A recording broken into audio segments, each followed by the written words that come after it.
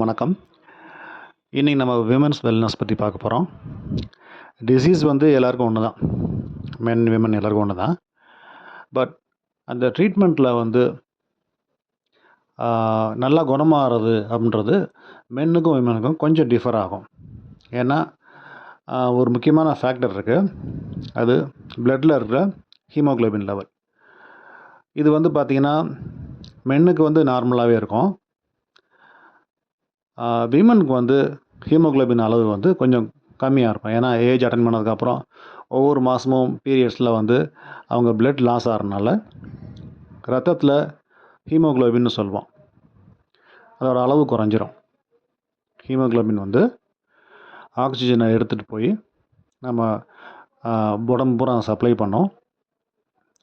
இப்போது நார்மலாக வந்து ஹீமோக்ளோபின் வந்து 15 பாயிண்ட்ஸ் இருக்கணும், அட்லீஸ்ட் 12க்கு மேலேயாவது இருக்கணும்.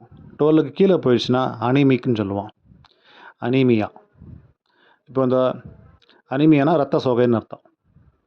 இப்போ அந்த ஹீமோக்ளோபின் வந்து 12 பாயிண்ட் கீழே இருந்ததுன்னா உங்களுக்கு வந்து எந்த நோயாக இருந்தாலும் குணமாகிறதுக்கு கொஞ்சம் லேட் ஆகும்.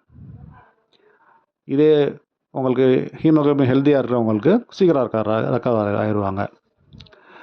ஸோ இந்த ஹீமோக்ளோபின் வந்து நம்ம நாட்டை பொறுத்த வரைக்கும் பார்த்திங்கன்னா மோர் தென் 70 to 80% விமன் அண்ட் கேர்ள்ஸுக்கு வந்து கம்மியாக தான் இருக்குது.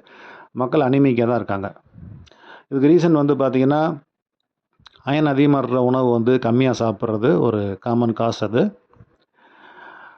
ஸோ டயட்டில் வந்து நம்ம அயன் அதிகமாக இருக்கிற மாதிரி பார்த்துக்கணும். அத்தி பழத்தில் வந்து நிறையவே இந்த சத்து இருக்குது, இந்த இது. அதே மாதிரி வந்து பார்த்திங்கன்னா நான் வெஜிடேரியன் ஃபுட்ஸ்லேயும் இருக்குது. உதாரணத்துக்கு பார்த்திங்கன்னா ரத்த பொரியல்னு சொல்லுவாங்க, அந்த ஆட்டு ரத்தத்தில் பொரியல் பண்ணி கொடுப்பாங்க.